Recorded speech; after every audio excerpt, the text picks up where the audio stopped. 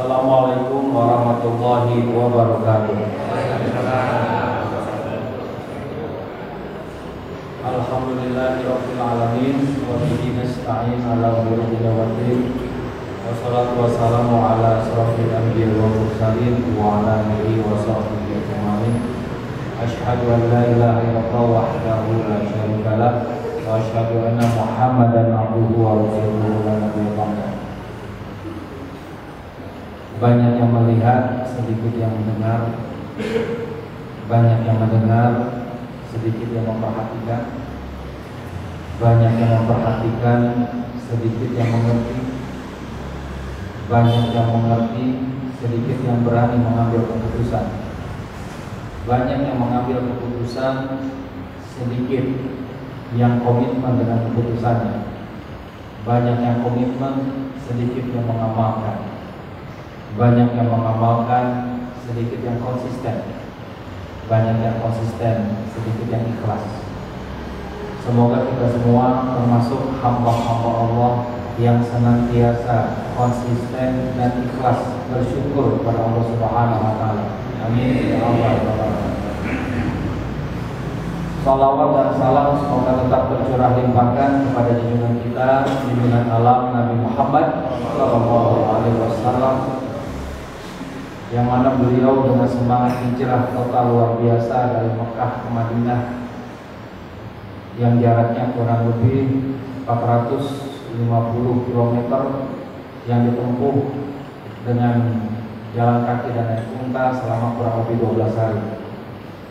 Dan pada kesempatan hari ini kita akan belajar dari semangat hijrah beliau, semangat hijrah sahabat-sahabat beliau, agar kita memiliki komitmen dan konsisten yang kuat. Komitmen itu niat, konsisten itu amal. Maka hadis yang berkaitan dengan hijrah ini terkait dengan hal tersebut. Innama a'malu binniyat wa innama likulli imri'in ma nawa. Setiap orang, setiap perbuatan tergantung dari niatnya, dan setiap orang akan mendapatkan yang niatnya. Kenapa temanya ini? Karena memang sekarang masih momen bulan Muharram 1445 Hijriah, momen hijrah. Semoga kita semua di momentum Muharram ini bisa hijrah ke tempat, ke waktu, ke kondisi yang lebih baik. Amin ya Allah ya Allah. Hijrah sendiri berasal dari kata hajaro, yang punya mana pindah, punya mana menjauhi, punya mana menghindari. Hijrah ya artinya pindah. Pindah ini kalau dalam bahasa kesehariannya bukan hanya pindah tempat, walaupun asal usulnya adalah pindah tempat, pindah dari Mekah ke Madinah. Namun dalam pengertian kekinian, pindahnya tidak hanya pindah tempat, tapi juga pindah karakter, dari karakter yang kurang baik menuju karakter yang baik, menjauhi karakter yang tidak baik, mendekati karakter yang lebih baik, menghindari karakter-karakter negatif, menghampiri karakter-karakter yang positif. Bapak-bapak, ibu, apa kabar semuanya? Luar biasa ya, semakin baik, semakin sehat. Amin. Semoga keluarga kita semakin sakinah, mawaddah, warahmah. Nah, pertanyaan malaikat di alam barzakh ini yang kita tahu apa? Man Rabbuka, itu yang kita tahu ya. Itu nggak salah, yang man Rabbuka. Apalagi man Nabi, ma imamuka. Apa imam kita adalah Al-Quran. Dan itu dijelaskan di hadis-hadis tentang hal ini. Namun di Al-Quran ada pertanyaan dari malaikat di alam barzakh yang kadang kita nggak ngeh. Ternyata ini ditanyakan oleh malaikat nanti di alam barzakh, khususnya kepada orang-orang yang mengalaminya. Bisa jadi pertanyaan ini tidak ditanyakan oleh malaikat ke semua orang, tapi ditanyakan kepada orang-orang tertentu yang mengalaminya. Mengalami apa? Kita lihat ayatnya di surat An-Nisa ayat 97. A'udzu billahi minasyaitonir rajim. Bismillahirrahmanirrahim.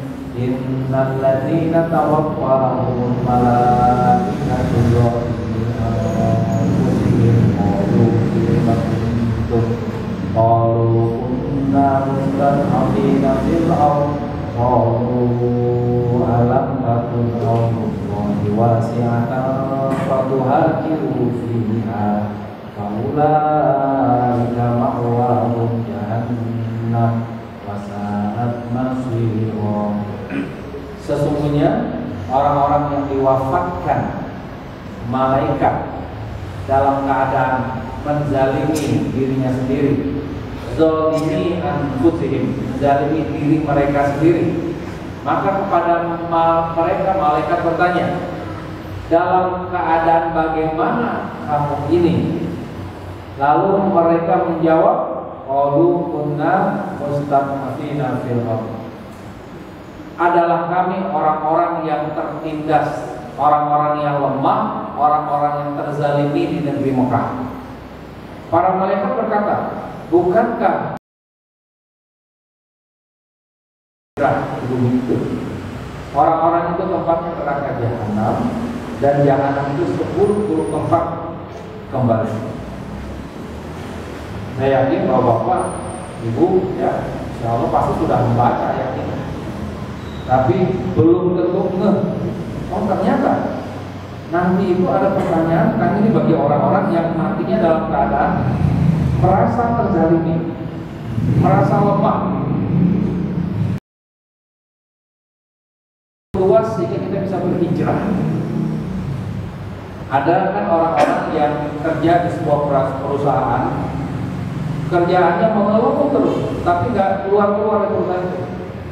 Nah itu contohnya. Ada nggak di sini kira-kira keluar? Nggak ada ya.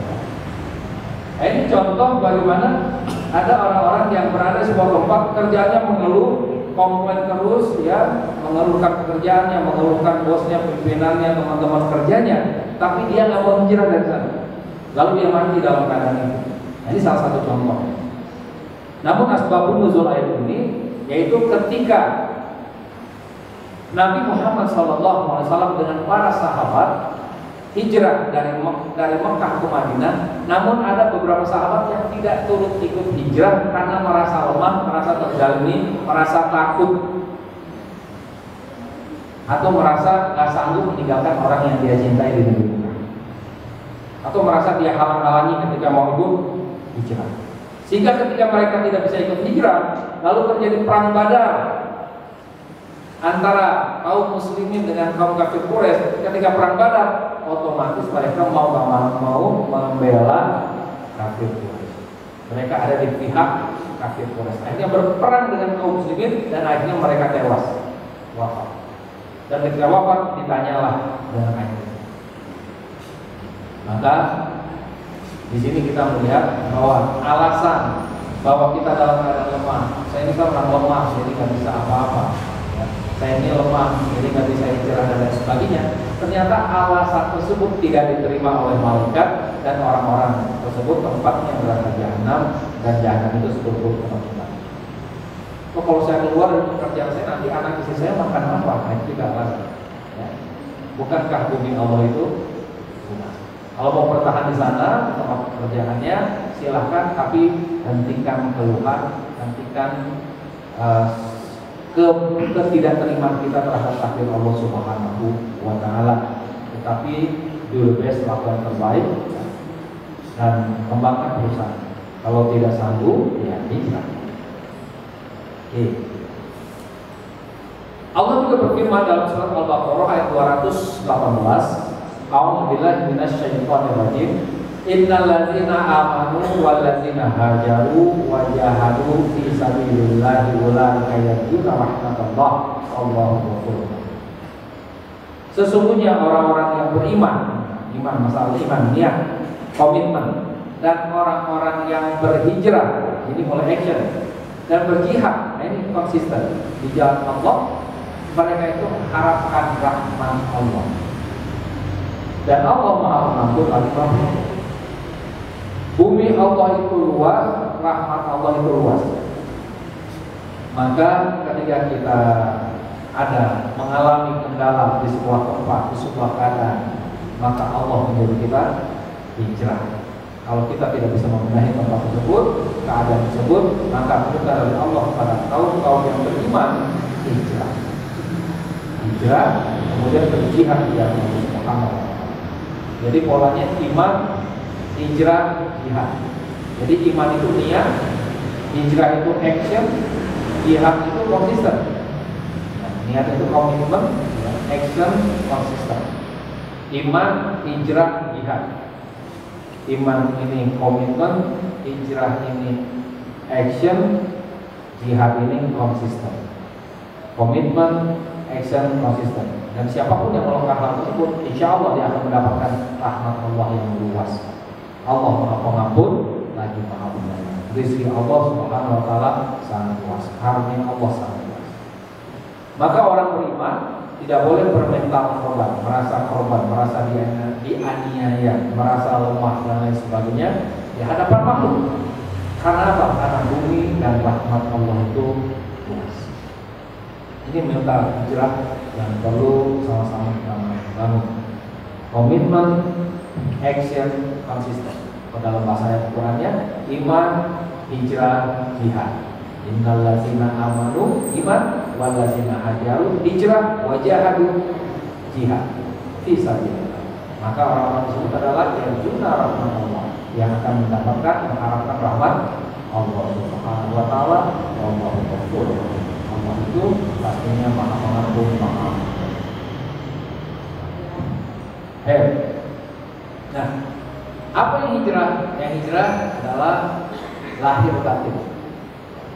Lahir batin ini dalam bahasa sederhananya atau dalam bahasa kesemestaannya yaitu disebut energi. Karena energi ini mewakili lahir dan batin. Di sini sering saya sampaikan tentang konsep energi. Maka dalam hukum energi disampaikan tidak ada energi yang hilang. Ini juga penting saya sampaikan berkali-kali ya. Tidak ada energi yang hilang. Yang ada adalah perpindahan dan perubahan energi. Karena tidak ada energi yang hilang, maka sebetulnya ketika Nabi Muhammad SAW hijrah dari Mekah ke Madinah, bukan Nabi Muhammad hilang dari Mekah, tapi berpindah dari Mekah ke Madinah. Bapak-bapak sering lupa naruh dompet, terus nyari dompet, mana dompet saya hilang. Lalu bukan hilang, tapi apa? Berpindah, jadi taruh di tempat biasanya itu pindah, tidak ada hilang. Kecuali hanya berpindah atau berubah. Maka apapun di alam semesta ini tidak ada yang hilang kecuali hanya berpindah dan berubah. Nah, ini penting kita pahami, kita sadari. Siapa di antara bapak-bapak yang sering didatangi oleh orang yang curhat? Ada nggak? Curhat datang ke bapak. Terus habis curhat, bapak kasih solusi tuh. Harusnya kamu tuh gini. Nah, habis itu setelah kasih solusi, dia nyala, oh iya makasih ya. Terus dia pulang, terus bapaknya jadi stres. Ada nggak? Pernah nggak ngerasain kayak gitu? Kenapa seperti itu? Karena energinya nggak hilang. Kalau ada orang curhat itu dalam keadaan energi yang stres, tertekan. Maka ketika dia curhat sama kita, terus kita kasih solusi, maka secara tidak langsung ketika kita kasih solusi, berarti masalahnya itu menjadi milik kita. Maka energi stresnya pindah kepada kita.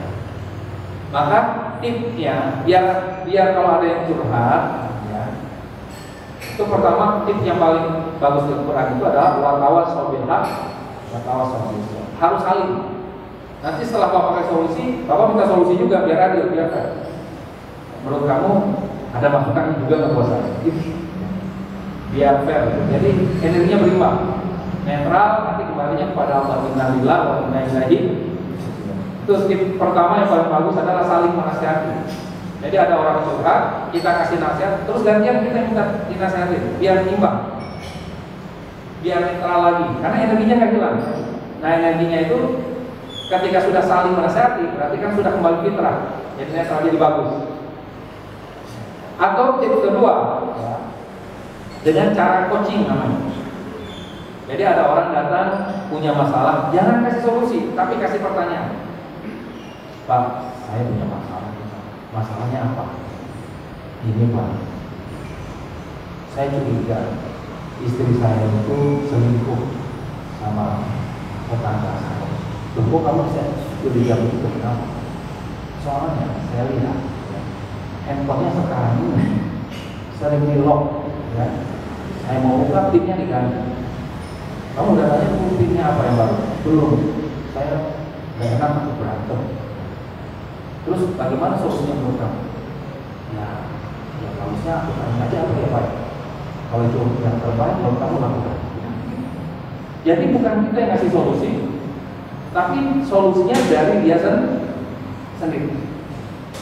Yang punya masalah kan yang nggak tahu. Sedangkan Allah berfirman, la yukallifullahu nafsan illa wus'aha. Orang itu nafsnya, jiwanya nggak akan membebani sesuatu yang di luar kemampuan. Ketika ada orang bermasalah datang kepada kita, maka jangan kita kasih solusi, tapi kasih pertanyaan biar dia menemukan solusinya sendiri. Maka disebut jalan keluarnya apa? Solusi, jalan keluar. Jalan keluar berarti kan masalahnya di dalam. Dia mau keluar susah tuh. Dia butuh jalan keluar. Kita cuma membantu kasih pertanyaan supaya jalannya bisa keluar. Bisa keluar masalah-masalah yang ada dalam. Nah, teknik pertanyaan, teknik coaching ini ya memang ada ilmunya ya. Ada ilmunya bagaimana cara bertanya yang baik sehingga orang yang datang itu ya merasa masalahnya selesai padahal solusinya dari dia sendiri. Dan ini sudah berpopuler sekarang di Indonesia dan dunia teknik coaching. Oke. Baik. Begitu juga ya. Kita sering lihat banyak konselor ya, atau terapis yang stres karena apa? Karena terlalu sering banyak orang muncul. Dokter-dokter juga banyak yang sakit karena memang mengobati orang yang sakit. Ya ada perpindahan energi. Saya kan cukup rutin di terapi opung, otot punggung ya, dan saya melihat opung ini berkembang pesat di Indonesia sekarang, cepat perkembangannya. Dan salah satu tip ya selain memang otot punggungnya bagus, itu punya standar infaknya, standar infak. Jadi sekali opung itu di mana-mana ya standarnya itu Rp150.000 infak. 150.000. Kadang-kadang ada yang terapis yang nggak mau ngasih tarif, tapi memang dari sananya itu ditarifkannya 150.000. Dan ketika ada tarifnya itu cepat sembuh. Kenapa? Karena sedekahnya jelas. Jadi kita sakit, terus ditopung, terus kita keluar uang 150.000. Sedekah sendiri udah menyembuhkan.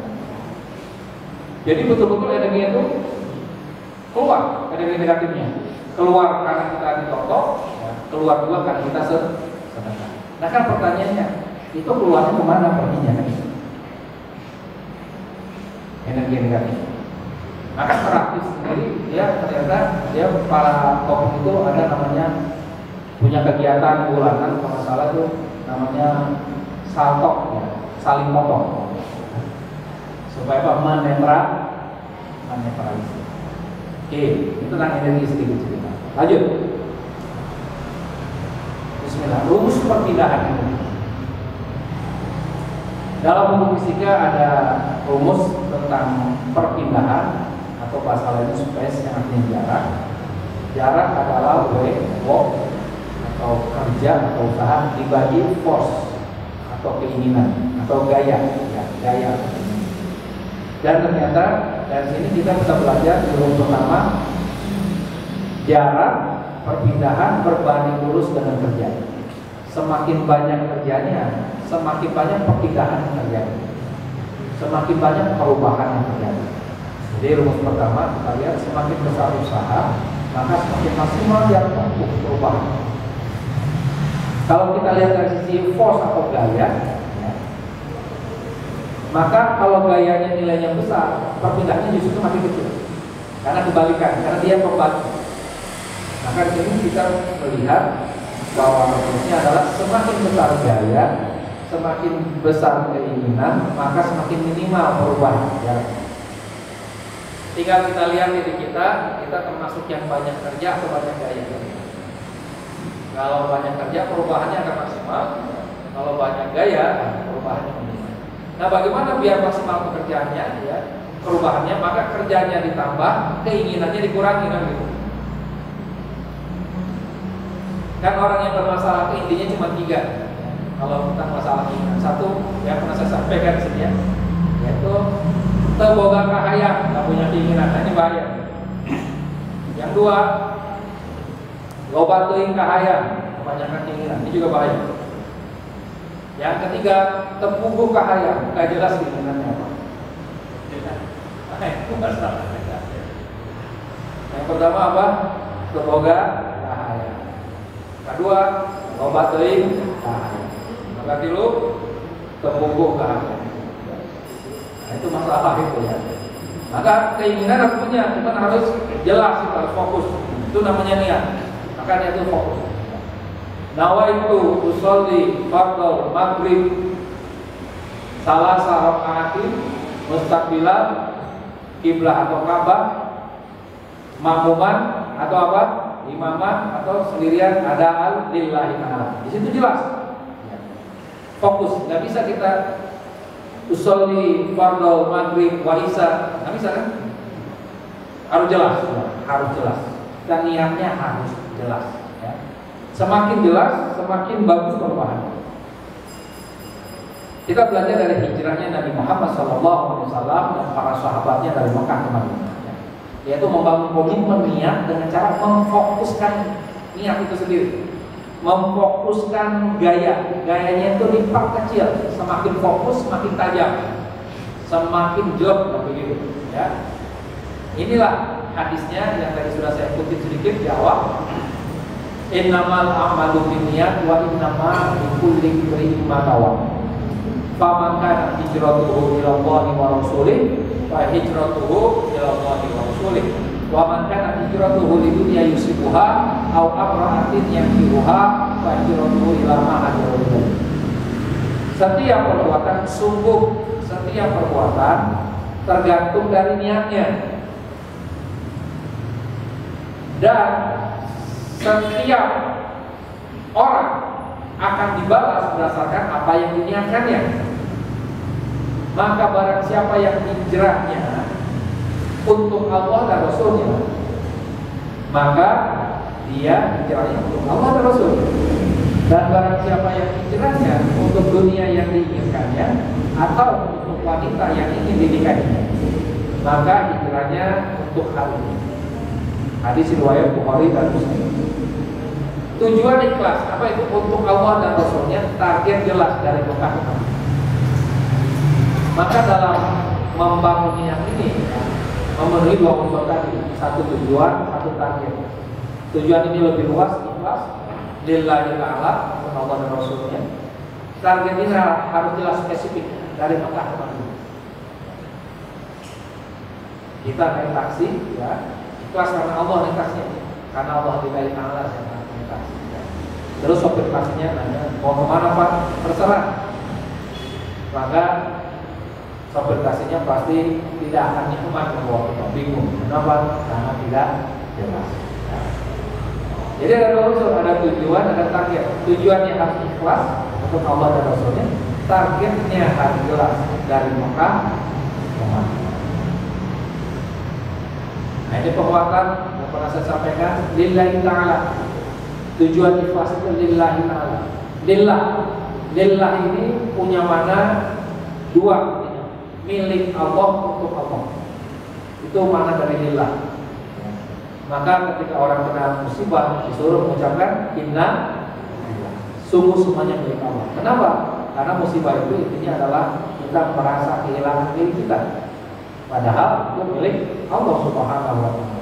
Merasa kehilangan milik kita, merasa kehilangan mobil, merasa kehilangan rumah, merasa kehilangan istri, merasa kehilangan suami, merasa kehilangan anak, ya. Lalu kita sebut itu musibah. Maka orang-orang yang musibah itu Allah menyuruh mengucapkan innalillah wa inna ilaihi. Apa itu innalillah? Sesungguhnya kami lillah, milik.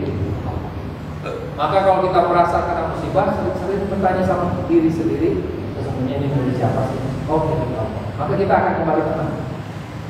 Ketika kita melakukan sesuatu lalu kita dikecewakan oleh orang lain, maka tanyakan ke diri kita, untuk siapa sih saya melakukan? Ketika kita menjawab, oh saya melakukan ini untuk Allah, kembali. Tapi kalau kita untuk dipuji dan sebagainya, ya ini kita akan senang. Kemudian termasuk ikhlas yang membuat kita jadi ikhlas, yaitu pertanyaan ketika kita melakukan sesuatu lalu kita bingung dan lain sebagainya, maka tanyakan sama diri kita, sebenarnya saya melakukan ini perintah siapa sih? Perintah hawa nafsu saya atau perintah Allah? Jangan-jangan ini perintah dari hawa nafsu. Sehingga kita ketika kita jawab, oh ini perintah Allah, tenang ya, ikhlas. Nah, dengan cara bagaimana kita melakukannya? Sudahkah dengan struktur yang Allah sampaikan, dengan metode yang Allah bimbing melalui Rasulnya, ya, maka kalau sudah, berarti kita sudah ikhlas, sudah murni. Jadi ikhlas itu punya makna murni. Surahnya, ya, surat Al-Baqarah ayat 5, ya. Padahal mereka tidak diperintahkan perintah siapa? Kecuali untuk mengabdi kepada Allah dengan seikhlas-ikhlasnya, semurni-murninya pada agama yang lurus. Yaitu dengan cara apa? Dengan cara mendirikan sholat dan menunaikan zakat. Yang demikian itulah agama yang lurus. Bapak Ibu sekalian, ketika kita ingin mengetahui kita ini ikhlas atau tidak, tanyakan sama diri kita. Ketika kita bertanya ini milik siapa, kalau jawabannya Allah, maka situ ikhlas sudah masuk. Saya lakukan ini untuk siapa, jawabannya Allah, berarti ikhlasnya juga sudah masuk. Ini perintah siapa sih saya melakukan? Oh ini perintah Allah, bukan keinginan saya, berarti dia sudah. Dengan cara siapa, dengan cara bagaimana saya melakukan ini, dengan cara Allah. Ketika jawabannya sudah Allah dan Allah, maka insya Allah. Jadi ikhlas itu bukan menyatakan saya sudah ikhlas melakukan, karena ikhlas nggak bisa dinyatakan dengan lisan atau dituduhkan kepada orang lain.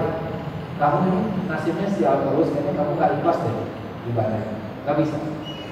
Ikhlas itu nggak bisa dinyatakan, nggak bisa diukur, ya, dengan kata-kata, tapi bisa kita rasakan dengan pertanyaan ke dalam diri kita sendiri, bukan kepada orang. Saya lakukan ini untuk siapa? Sebenarnya ini milik siapa? Saya lakukan ini atas perintah siapa? Dan saya melakukan itu dengan cara siapa? Cara bagaimana? Kalau sudah kita jawab ini Allah. Dalam sebuah hadis, ya, hadis riwayat Muslim, Ibnu Majah dan Ahmad, dari Abu Hurairah radhiyallahu anhu, ia berkata, Nabi SAW telah bersabda, sesungguhnya Allah tidak memandang kepada rupa kalian, juga tidak kepada harta kalian, akan tetapi Dia melihat kepada hati dan amanah. Jadi Allah lihat keikhlasan. Ya. Sesungguhnya Allah tidak akan menerima amalan kecuali yang murni. Kita lihat, innallaha la yaqbalu min amali illa ma kana lahu khalisan. Itu sama dengan khalaso, ikhlas. Itu kata-katanya sama dari khalaso. Artinya apa? Murni untuknya, ikhlas untuknya, dan dicari wajah Allah dengan amalan tersebut. Jadi memang tujuannya itu Allah Subhanahu wa Ta'ala. Maka orang yang tujuannya Allah tidak akan mudah dikecewakan oleh makhluk. Kalau kita mudah dikecewakan oleh makhluk, berarti tanda-tanda belum, masih baperan, bapikan, kasihan, dan kasuan. Baperan apa? Terbawa perasaan, sedih, ya, kecewa, ini perasaan. Bapikan terbawa pikiran, khawatir, takut, itu terbawa pikiran. Terus apa lagi? Ya, basian terbawa emosi, marah, ya, ngamuk-ngamuk, tantrum, itu terbawa emosi. Kasuan terbawa suasana, tidak ada yang terbawa suasana. Baik. Nah, setelah tujuan ikhlas, target jelas. Tujuan ikhlas, target jelas. Apa ikhlasnya tadi kalau hijrah itu? Faman kanat hijratuhu ilallah wa rasul. Tapi kalau hijrahnya dari mana? dari Madinah ke Mekah. Jelas. Nah kalau jelas, pertanyaannya untuk apa? Dari mana mau kemana? Ini pertanyaan kita target. Saya pengen masuk surga, nah itu target kita. Saya pengen dapat pahala, itu target kita. Kamu kenapa puasa Asyura? Kemarin tanggal 10 insya Allah Bapak Ibu pada puasa ya, amin ya. Kenapa puasa Asyura 10 Maret? Oh, targetnya untuk apa? Untuk dapat pahala apa? Diampuni dosanya selama 1 tahun yang lalu. Mungkin ada orang yang mengatakan, kamu nggak ikhlas puasanya, kamu puasanya karena pengen diampuni dosa kamu setahun yang lalu. Nah, kita nggak bisa menuduh orang seperti itu karena ikhlas itu tentang tujuan besarnya. Dia saumnya lillahi ta'ala karena, tapi targetnya yaitu puasa mendapatkan ampunan 1 tahun yang lalu. Sebagaimana tadi sholat, kalau bicara dia ada 2 unsur tadi, 1 target, 1 tujuan. Tujuannya sholatnya lillahi ta'ala, tapi targetnya sholat maghrib 3 rakaat kan begitu. Jadi ada target, ada tujuan. Nah itu niat, unsur-unsur niat. Ada target. Nah ini contohnya, target itu adalah ingin dapat ampunan Allah, ingin dapat surga Allah yang seluas langit dan bumi. Ya. Biasa kita sampaikan, wasari'u ila maghfiratin min rabbikum wa jannatin 'arduhas samawati wal ardh u'iddat lil muttaqin. Dan bersegeralah kalian kepada ampunan dari Tuhan kalian dan kepada surga yang seluas langit dan bumi yang disiapkan bagi orang-orang yang bertakwa. Ya. Nah, kita lihat ya, ini hijrah juga dulu. Ya. Nah, ini butuh iman, hijrah, jihad kan itu. Imannya itu niat ini melahirkan, hijrahnya action, action, jihadnya bersungguh-sungguh komitmen. Hijrah dari rahim ke bumi. Ini tidak mudah hijrah.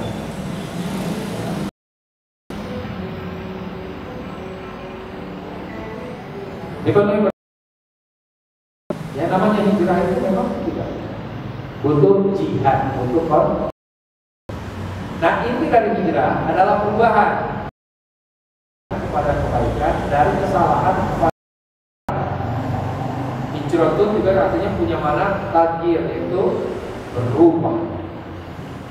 Nah jamaah sekalian rahimahullah, Allah Subhanahu wa taala secara fitrah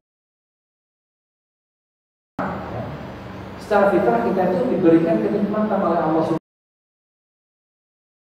Sebagian kita mengubah kenikmatan tersebut menjadi penderitaan.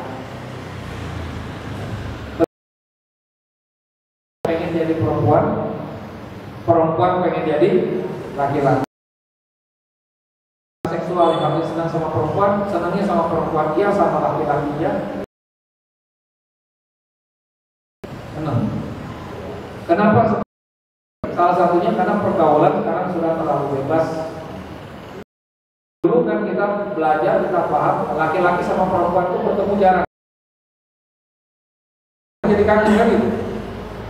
Akhirnya jadi kangen. Karena jadi kangen ada rasa cinta dan sebagainya. Secara fitrah ya. Laki-laki dan perempuan sangat mudah untuk. Bahkan ya anak SMA itu kalau ditanya sudah berapa ya, itu jarang jawabnya belum pernah, apa 1 kali, 11 kali. Sehingga apa? Saking sering pacaran, sehingga laki-laki dan perempuan tidak lagi saling tertarik karena sudah lain. Akhirnya laki-laki menjadi lebih tertarik sama laki-laki sendiri. Dikatakan kamu belum nikah, ya, kamu nggak pacaran, cewek mah ribet, kata laki-laki, cewek mah susah enakan kemana sama cowok. Awalnya temenan, tapi lama-lama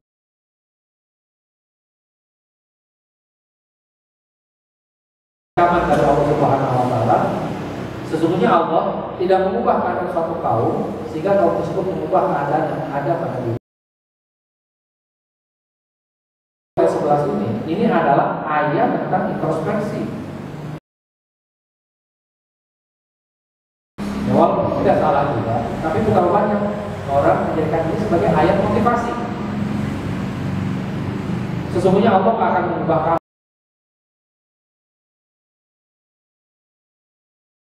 Innallaha la yughayyiru ma biqaumin hatta yughayyiru ma. Ini sebenarnya ayat tentang introspeksi.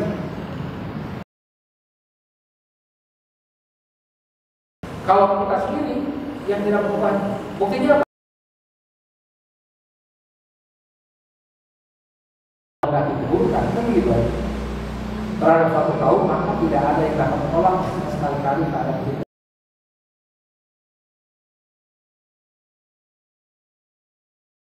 Banyak orang-orang yang dikasih nikmat, laki-laki yang tadinya hanya senang sama yang mengubah nikmat tersebut. Bahkan ada yang kalami, dioperasi dan lain sebagainya, yang tidak punya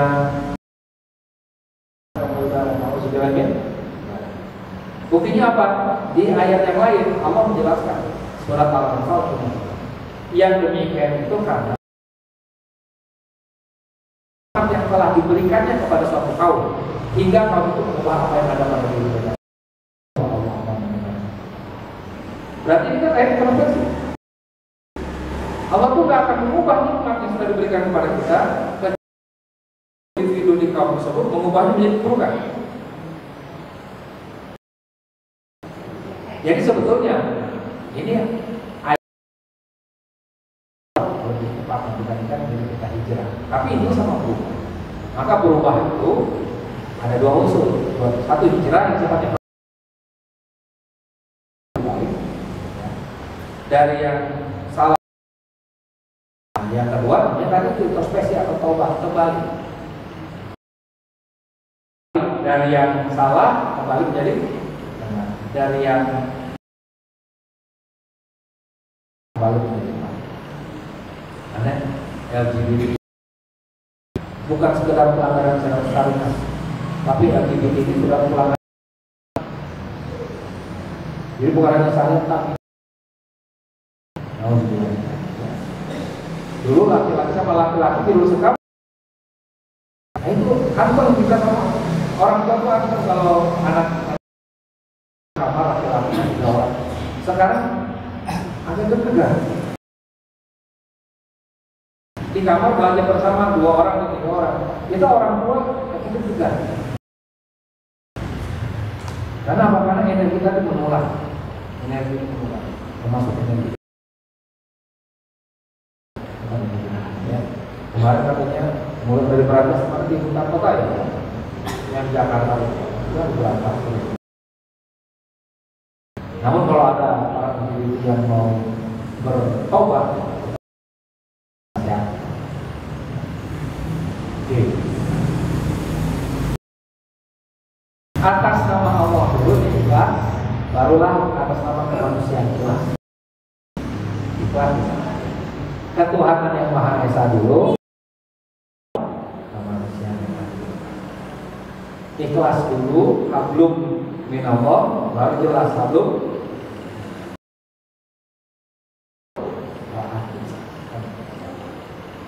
Masih ingat kan? Bapak perlu ulang-ulang. Bapak Ibu ya, kalau pulang ya, kita kan jalan lihat ada paku ya, sedang juga. Nah lalu Bapak Ibu singkirkan paku itu ke tepi jalan atau masukkan ke tong sampah. Maka pertanyaannya, Bapak Ibu melakukan itu atas nama Allah atau atas nama manusia?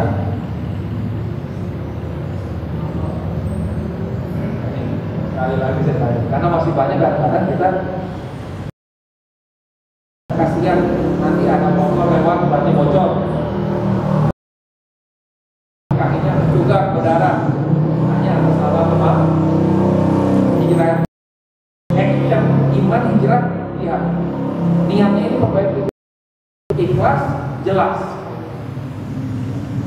ikhlas jelas karena Allah dulu, untuk Allah dulu baru jelas.